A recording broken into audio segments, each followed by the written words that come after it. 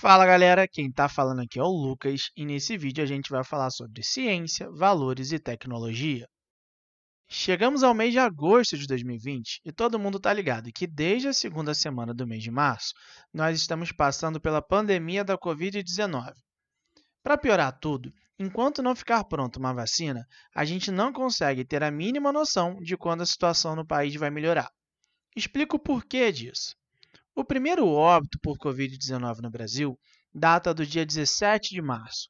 Segundo o Ministério da Saúde, nesta data, havia apenas 291 casos confirmados no país. Hoje, 6 de agosto, o dia que estou gravando este vídeo, faz exatamente 142 dias da notificação da primeira morte. E os números da pandemia são assustadores. Ao todo, são mais de 2.800.000 pessoas infectadas até então e mais de 97 mil mortes. Se a gente pegar a calculadora e fizer uma média diária, desconsiderando, obviamente, as variações de notificações, vamos ter os seguintes números: 19.718 novos casos por dia e 683 mortes por dia. A título de comparação, é como se no Brasil a cada dia caísse 3 Boeing 737, o avião comercial mais vendido no mundo. Para irmos mais além, aqui no estado do Rio de Janeiro, de onde falo, o número de mortes já ultrapassou a casa dos 10 mil. Sozinho, o estado fluminense tem mais mortes que países como Bélgica, Chile, África do Sul, Alemanha, Canadá, Holanda e até mesmo a China, local onde a doença foi identificada inicialmente. Mas talvez você deva estar se perguntando aí, por que você está falando tudo isso, Lucas? Vou explicar para você. Desde o início da pandemia, vemos crescer no Brasil um forte sentimento negacionista em relação à ciência. Por exemplo, 1. Pessoas negando a eficácia do método preventivo do distanciamento social e da quarentena. Com toda certeza, você já vê nas redes sociais um monte de gente furando a quarentena para curtir uma festinha. 2. Pessoas defendendo a utilização de um remédio que pesquisas científicas já comprovaram que não possui eficácia no tratamento da Covid-19. 3. Pessoas questionando o risco e a gravidade da doença, dizendo que é só uma gripezinha e que não mata quase ninguém, a não ser quem tem comorbidades anteriores. Inclusive, este último exemplo é simbólico. No início da pandemia, o cientista e divulgador científico brasileiro Átila Yamarino informou que havia uma pesquisa que projetava cerca de 1 milhão de mortes no país, caso não se adotasse nenhuma medida preventiva. Hoje, 5 meses depois do início da pandemia, negacionistas da ciência realizam diversos ataques nas redes sociais contra o cientista por conta de termos apenas, com muitas aspas, 100 mil mortos. O grande argumento dessa galera é a de que estão utilizando a ciência com um intuito único e exclusivamente político e que deve-se buscar uma ciência neutra, sem tons partidários. O que eles mal sabem, ou fingem não saber, é que a ciência não é um saber neutro, desinteressado, puramente intelectual, à margem do questionamento social e político. Como não estou aqui para acusar ninguém, mas sim transmitir e disseminar o conhecimento, vamos levar em consideração que eles não sabem então. É aí que entramos na discussão sobre senso comum versus ciência. Para explicar isso, podemos pensar que o senso comum permite a gente saber que uma determinada planta pode ter eficácia no tratamento de uma doença. No entanto, não será capaz de nos dizer quais as propriedades dela, qual dosagem é a mais eficaz e quais são os possíveis efeitos e riscos da sua utilização.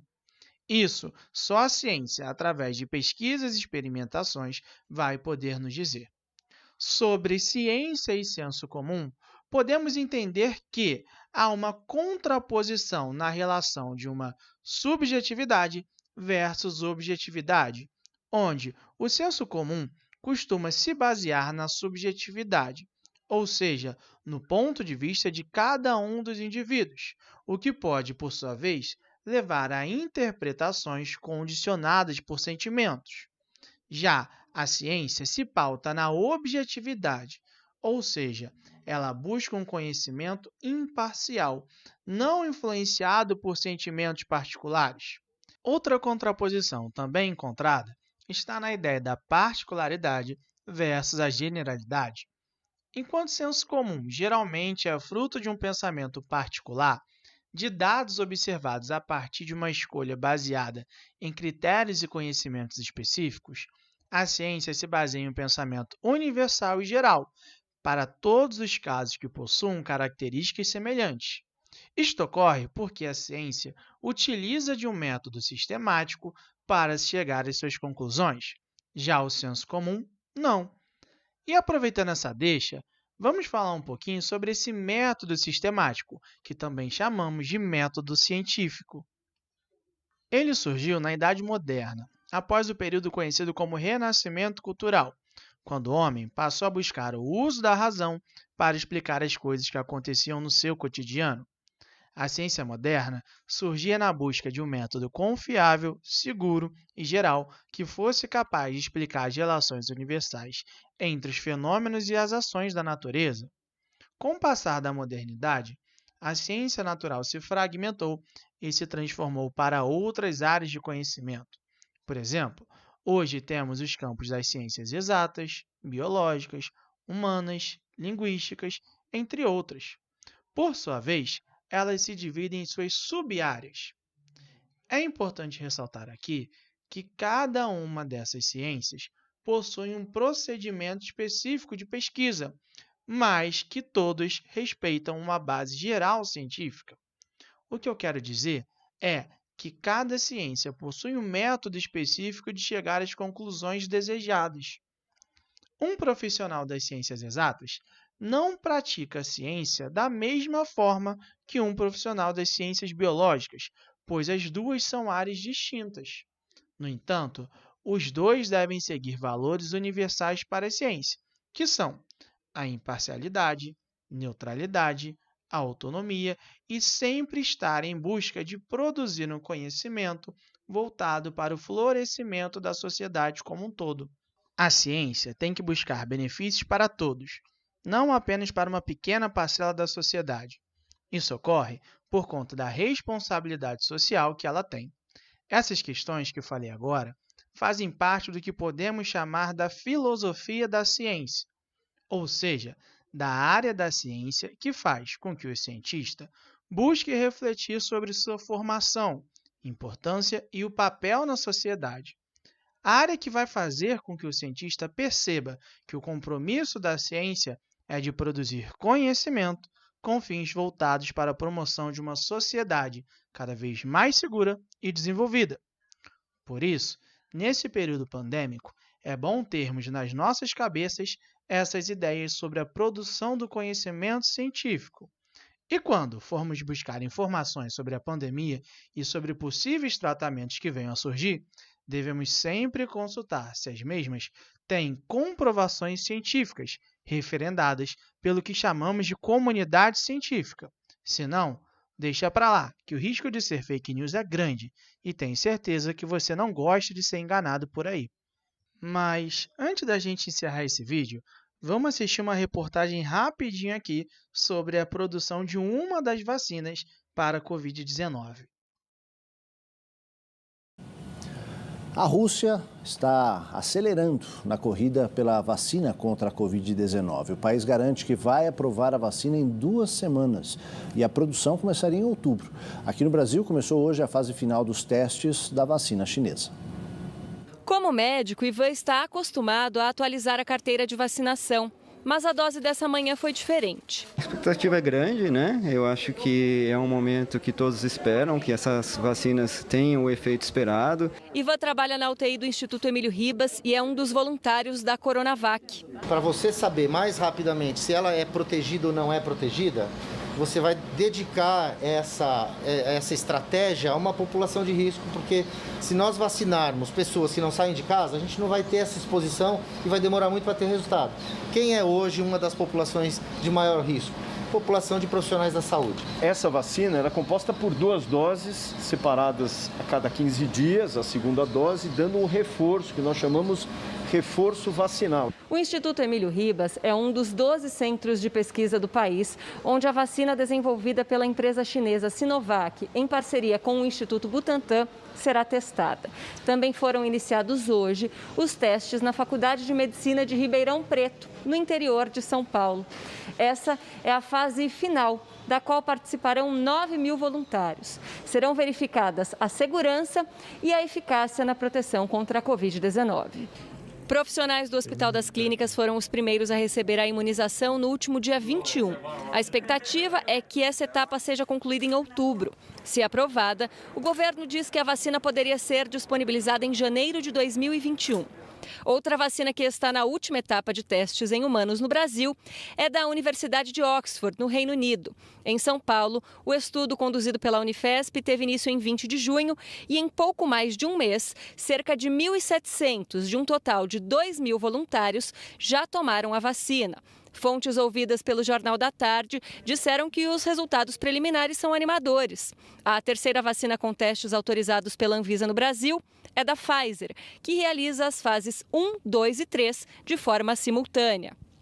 Outra vacina em testes é a russa. O país garantiu que daqui a 2 semanas aprovará sua vacina, com produção prevista para outubro. A substância está sendo desenvolvida pelo Instituto Estatal Gamaleya, que no Brasil procurou os estados de São Paulo e Paraná para oferecer as doses. A falta de informações levanta dúvidas sobre a eficácia. Nós fomos procurados por um intermediário da Gamaleya, mas foi um contato preliminar perguntando se haveria interesse na produção dessa vacina. Obviamente que a resposta é sim, mas ainda nós precisamos ter mais detalhes, quer dizer, não podemos ainda avançar, mesmo porque a vacina ainda não está em estudo clínico.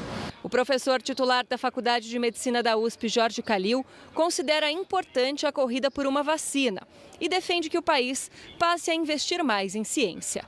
Seria importante que tivéssemos essas vacinas para que a gente pudesse aliviar essa pressão do sistema público de saúde e, com o tempo, talvez procurar vacinas cada vez melhores.